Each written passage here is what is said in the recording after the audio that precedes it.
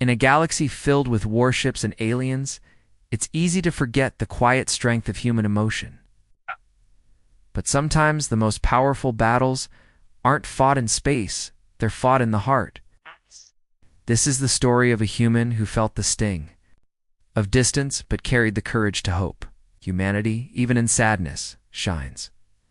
Liam sat alone on the park bench, the one he used to share with Mila every weekend. The sun was warm and children played nearby, but his heart felt cold. He looked at the empty space beside him and sighed. Mila had moved to another city 3 months ago.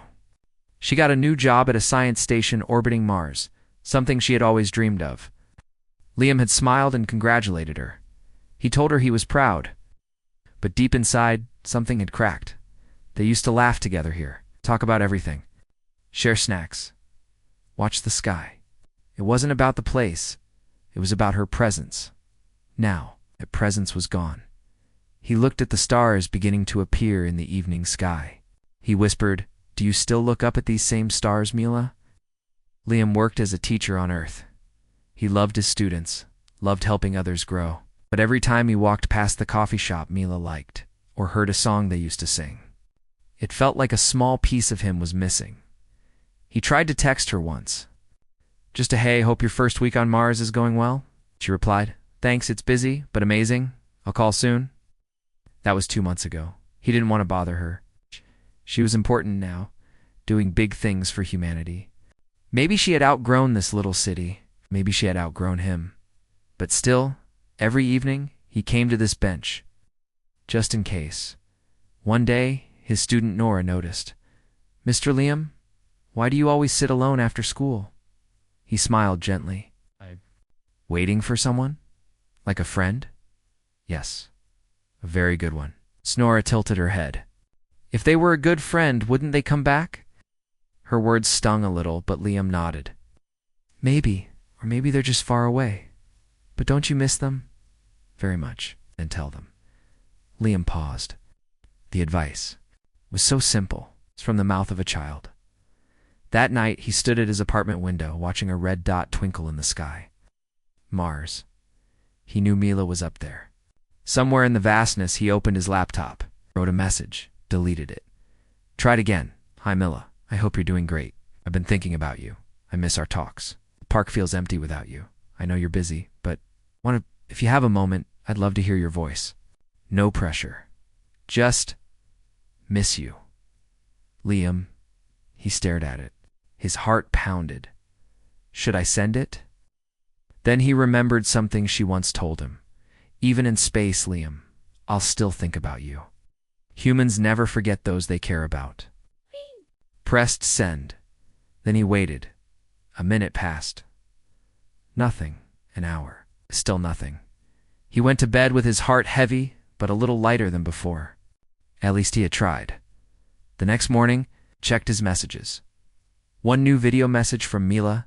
He clicked it, and her smiling face appeared on the screen. "Liam, I can't believe you wrote. I'm so sorry for not calling sooner. Things here are, wow, fast, hard, beautiful. But I think about Earth every day. I think about you. I still sit on a little bench near the observatory and pretend you're beside me. You're not forgotten. I miss you too. I really, really do." Biting her lip, "I'm sending you the time for a video call. Please join, let's talk, like we used to, okay?" Liam sat frozen. The stars were still far apart, but the space between two hearts just got smaller. He smiled. He would go to the bench again tonight. This time, not to sit alone this time, to talk. Liam rushed home from school that afternoon. He hadn't run like that in years. His students had laughed and waved goodbye. But his mind was somewhere else, floating above Earth. Reaching toward Mars, he opened his laptop.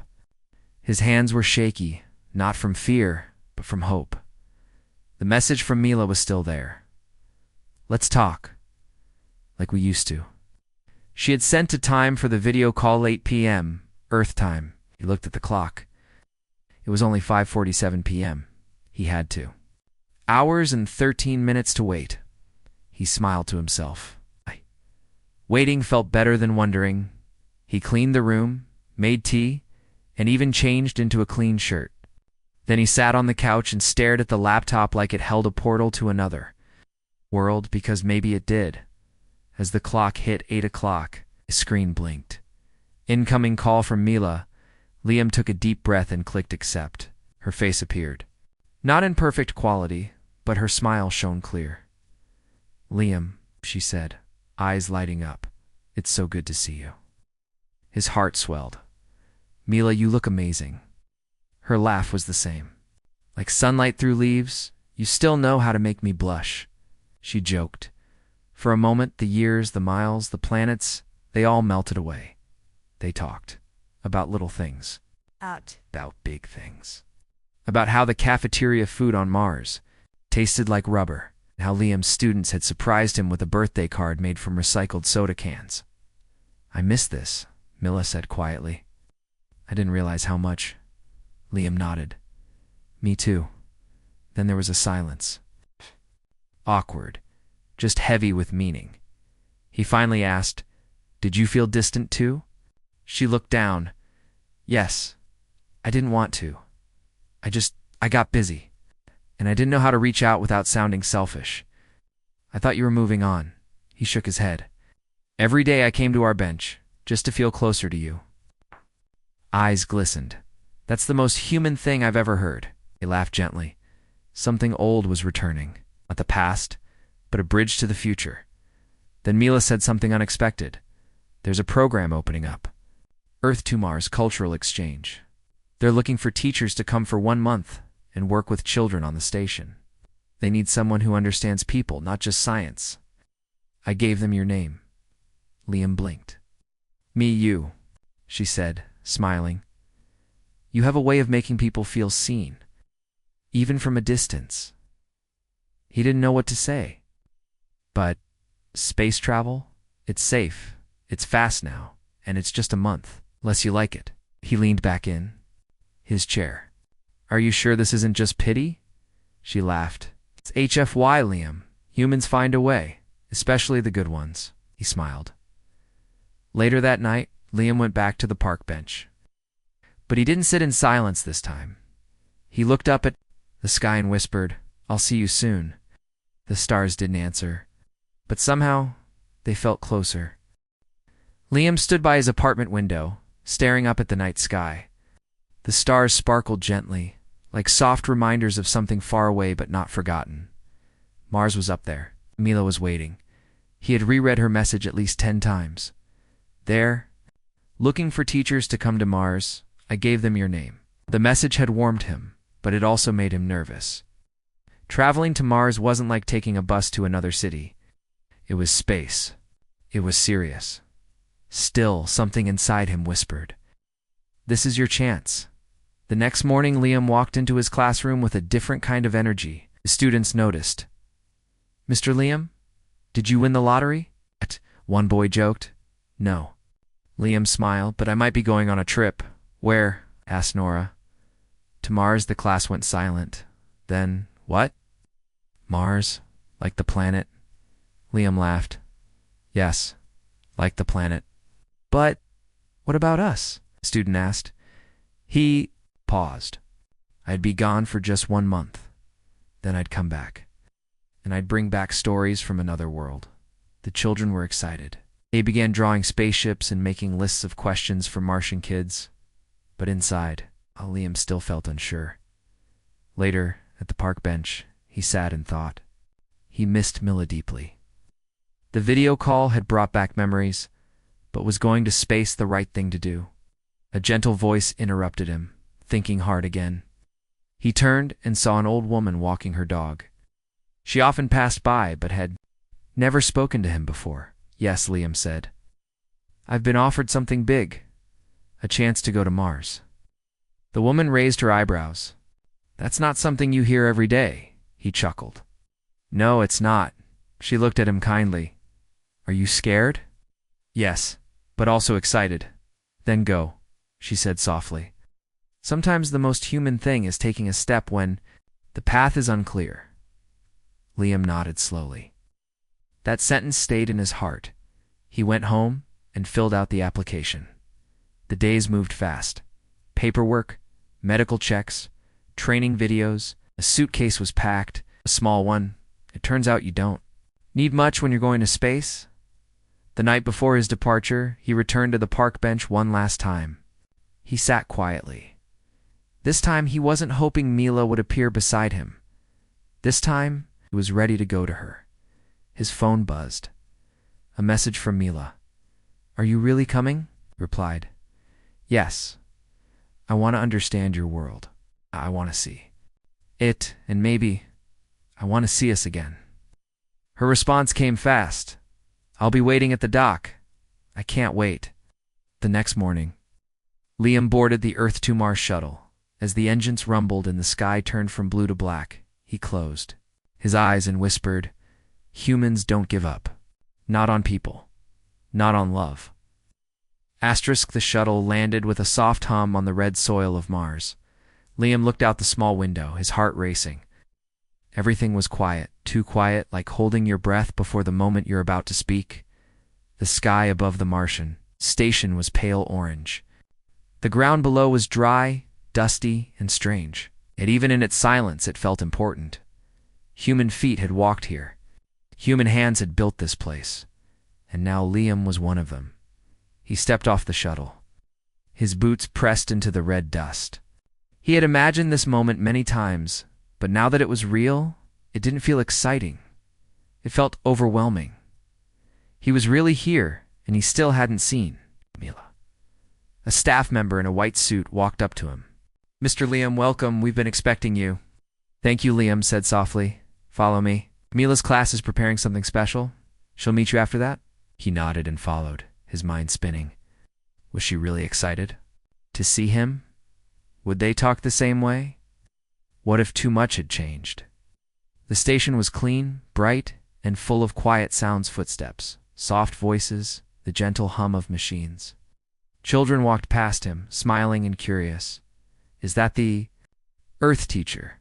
Someone whispered. "Yes," another voice replied. "That's him." It was strange to feel like a guest on a planet humans now called home. Liam was taken to a small room, quiet space, with a window that looked out over the Martian surface. "You can rest here," the staff member said. "Mila will be here." Shortly, he sat down. The room was warm, but he felt cold inside. He had traveled millions of miles. But right now, she still felt far away. He looked at the door, waited, and then it opened. Mila stood there. Her hair was tied back. She wore a simple Martian uniform.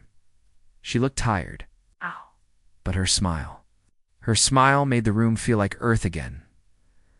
"Liam," she said. He stood. "Mila." There was a pause. There were two people standing close, but full of quiet emotions and questions. "I didn't know what to say," she admitted, stepping in. "I didn't know if it would feel the same." He nodded. "Me too." They looked at each other. Then they both laughed softly, nervously. "Honestly, I thought I was the only one who felt distant." She said, "I thought you'd forgotten me," Liam replied. Mila walked over and sat across from him. "I didn't forget. I just didn't know how to keep close while doing something so far away." He looked down. "Even when you're doing something great, you still need someone to talk to." She smiled gently. "I'm glad you came." "So am I," he said. Eyes soft, they sat in silence. But this time, it wasn't the sad kind. It was the kind that holds comfort. Outside the window, the Martian winds moved slowly across the land. Inside, two humans who had drifted apart were slowly finding their way back. Mila broke the silence. "Do you want to see my classroom?" Liam smiled. "I'd love that." They walked side by side through the station. It didn't feel so cold. Anymore, the lights seemed warmer. The hallway didn't feel like metal, it felt like hope. As they entered her classroom, small children turned and gasped. "Is that your Earth friend?" one of them asked. Mila looked at Liam and smiled. "Yes." She said, "He's someone I care about. Someone who reminded me that no matter how far we go, humans always find their way back to each other." Liam woke up early in his small room on Mars. The walls were plain and silver. The light was soft and artificial. But this was his new home for now. He still wasn't used to the sound of machines humming through the station.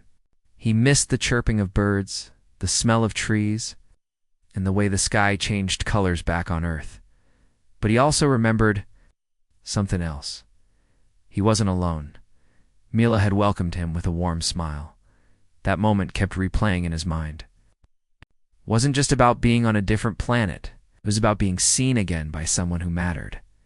He got dressed, picked up his digital tablet, and stepped into the hallway. Today was his first full day as a guest teacher. He walked slowly, unsure at first, but the children were already waiting in the learning room. "Good morning, Mr. Liam," they called. He smiled. "Good morning, explorers." The children giggled. He began the lesson by drawing a simple map of Earth on the board. "Did you know?" He said that on Earth, water covers most of the planet. Kids gasped. One of them raised her hand. "More than land?" "Much more," Liam replied. "And rain falls from the sky." They looked amazed. "But don't worry," he added. "You have something just as special. Hear curiosity." The children clapped. For the first time in weeks, Liam felt something he hadn't felt in a while. He felt useful. Later, during break, Mila came by the classroom. "You survived your first Martian lesson," she said, smiling. "I think I passed," he joked. They sat near the window again, where the pale orange sky stretched above the horizon. Liam looked outside, then turned to her. "It's strange," he said. "I traveled so far to feel close to someone again." Mila was quiet for a moment. "And did you?" "I think I'm starting to." They both stared out at the red land. She leaned back in her seat. "I used to feel alone here, even with the work, even with the noise. But seeing you walk into that classroom," she stopped, then added softly, "it made Mars feel less empty." He looked at her. Maybe we both needed this. That evening, Liam returned to his room and opened a message from Nora, his student back on Earth. "Mr. Liam, I miss you already.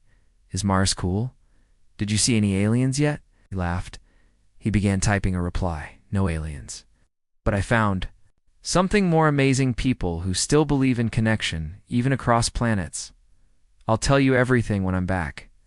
Then he paused and added, "P.S. Never stop trying to reach out. Sometimes people are waiting for you too." He hit send. Liam looked around his room again. It wasn't warm or decorated, but something inside him had changed. The distance he once felt was still there. It was shrinking. He had followed a feeling. He had faced his fears. And he was starting to reconnect not just with Mila, but with himself. The next day, he found a note on his tablet. It was from Mila.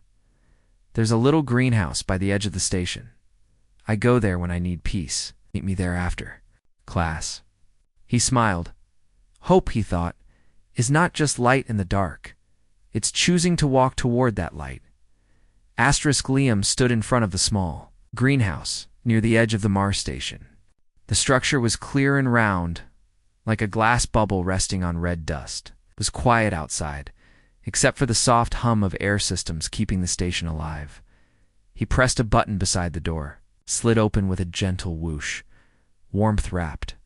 Around him, as he stepped inside, the greenhouse was full of life-bright green plants, tiny flowers, and rows of vegetables growing under soft, glowing lights. After days of metal walls and red sand, the sight of color felt like a hug. Mila stood. Near the far end, holding a watering can, she looked up and smiled. "You found it." "I didn't know Mars could look like this," Liam said, stepping closer. She handed him the can. "Plants don't care where they grow. They just need light, water, and time." He watered a small tomato plant and smiled. "Sounds a lot like people." They walked between the rows of plants, quietly at first. The soft sound of water dripping and leaves rustling filled the air. "This place is my favorite," Mila said. "When everything feels too heavy, come." Here Liam touched a leaf gently. "Reminds me of Earth." "Me too," she replied. "Especially the smell. It's not the same, but it's close." They reached a bench at the back of the greenhouse. It looked hand-built, maybe by Mila herself. They sat down, side by side. Liam looked around. "You've made something beautiful here?" She nodded. "I guess I needed to." I left Earth chasing a dream. I didn't realize how much I'd miss simple things. A tree, rain, you. Liam looked at her, heart pounding. You missed me. Eyes. Of course I did. But I didn't know how to hold on without slowing you down. I felt the same, he said. I thought you had outgrown me, that I was just someone from the past. No, she whispered. You were someone I didn't want to lose, but didn't know how to keep. They both sat quietly. Were no machines here, no screens, just them, the plants, and the soft hum of life. I was scared to come, Liam admitted. Not of Mars, of facing how far apart we'd grown. But you came anyway, she said softly. That's very human. He smiled. Maybe that's what makes us strong. We try, even when it's hard. Mila leaned back. I used to think space would make me feel powerful, like I was doing something big. But the truth is, the most powerful thing was hearing your voice again. Liam looked down at his hands. And the most human thing I've done in a long time was sending you that message. She reached out and gently held his hand. It was a small gesture, but it meant everything. Outside. But inside the greenhouse, warmth grew not just from the plants, but from two hearts finding their way back. I don't know what happens after this month, Liam said. But I don't want to lose this again. Then let's not, Mila said. Let's water it like these plants with time. Honesty. He smiled, holding her hand a little tighter. Even if we're far again? Even then, she said. Because distance can't stop people who keep reaching. They stayed in the greenhouse until the lights dimmed for the Martian night. They didn't need to say more. Hope had already begun to bloom. Each day on Mars began the same way for Liam now, with a short walk through the station. A warm hello from the children, and a quiet smile waiting for him in the greenhouse. Mila, they didn't always talk much. Sometimes they just watered plants, together, or read messages from Earth in silence. But the silence no longer felt empty, felt shared. Liam had started to feel something he didn't expect so soon. Peace. He had traveled across space with a heart, full of sadness and questions. Now, day by day, he was beginning to find answers, not just about Mila, but about himself. In the classroom, he worked with curious young minds. They asked him everything. What do birds sound like? Is snow really soft? Do people on Earth eat plants with dirt still on them? Liam laughed and answered them all. These kids had never touched grass or heard wind in the trees, but their eyes shined with wonder. That wonder gave Liam strength. In the evenings, he and Mila sat by the glass window of the greenhouse. Red dust. Sometimes swirled outside, but inside. The green leaves stayed calm and alive. One evening, as they shared tea made from dried Martian herbs, Mila spoke softly. You've changed, Liam. He looked at her. How so? You're calmer. Stronger in a quiet way. Like a tree with deep roots. He smiled. Maybe I found my roots again here, she nodded. I used to think Mars would be lonely, but now it feels full. Do you still feel far away from me? He asked carefully. She didn't answer right away. Then, no, not anymore. They looked at each other, the air soft between them. Liam took a deep breath. What happens when I go back to Earth? Mila set her cup down. We write? We don't forget again. And if I wanted to come back here, her eyes lit up, then we'd find a way. He smiled. That's very human. That's very us. The next day, Mila invited Liam to speak at a small gathering, a mix of Earth's teachers, Martian children, and new settlers. They wanted to hear about hope, about connection, about what it means to miss someone and still keep going. Liam stood in front of the group. His heart was steady. He said, I once sat on a bench every evening, waiting for someone who had gone. Far away, I didn't know how to reach her. I only knew that I missed her. He paused. The room was quiet, but then I sent a simple message. Just a few words. And from that moment, things changed. Not quickly, not easily, but slowly, like a seed in the soil. It grew. He looked at Mila in the crowd. She smiled, her eyes warm. We humans, he said, don't always know how to stay close. But we try, even across stars, even when we're scared, That's our strength." The room filled with quiet claps and soft nods. Later that night, Mila met him at the bench in the greenhouse. "That was beautiful," she said. "I meant every word," Liam replied. They sat close, shoulders touching, no sadness, no fear. Just a quiet connection that had taken time to rebuild. He looked at the small tomato plant they had cared for together. It had grown taller now. Leaves were spreading. Few tiny green fruits were starting to show. "It's amazing," Liam said, "how something can grow in a place like this."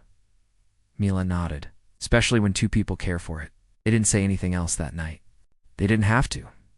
Because sometimes HFY isn't about saving galaxies. Sometimes it's about saving something smaller.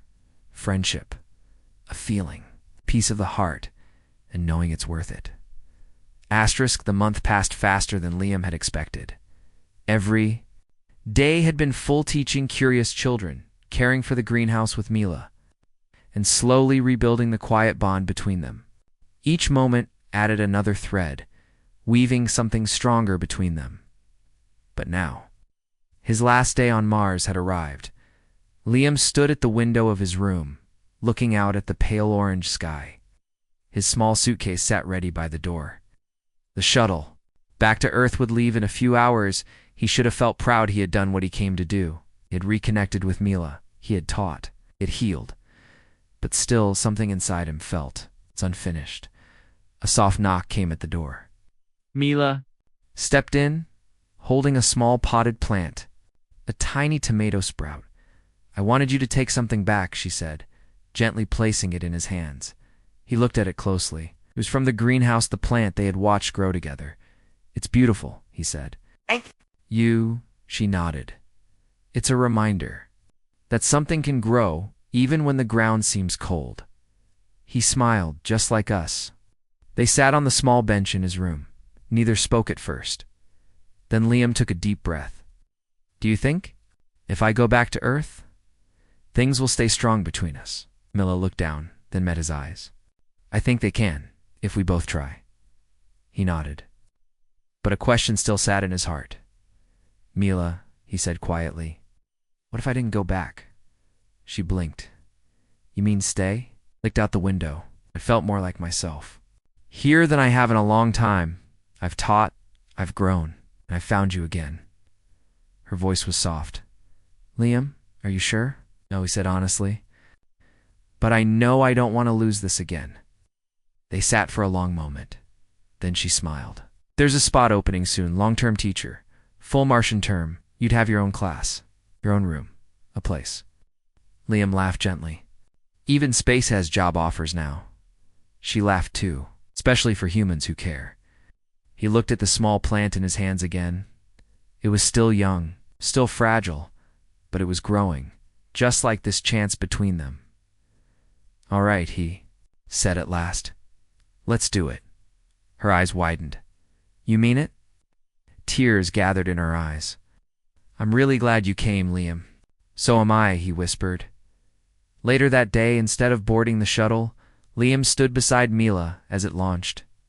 Together they watched it rise into the sky, leaving behind red dust and a quiet promise. He wasn't leaving that night. The two of them returned to the greenhouse. The leaves glowed under the warm lights. The plants stood tall, strong. "Do you know why I brought you here that first night?" Mila asked. "Why?" "Because I wanted to show you that even far from home, life can still grow." He looked around, then smiled at her. "You did more than show me. You helped me feel it." They watered the plants side by side. The greenhouse was no longer just a quiet place. It was home, and the distance that once felt endless was now filled with roots, laughter, and new beginnings. Because humans, no matter how far they go, carry the light of connection wherever they are. That's what makes them special. That's what makes them human.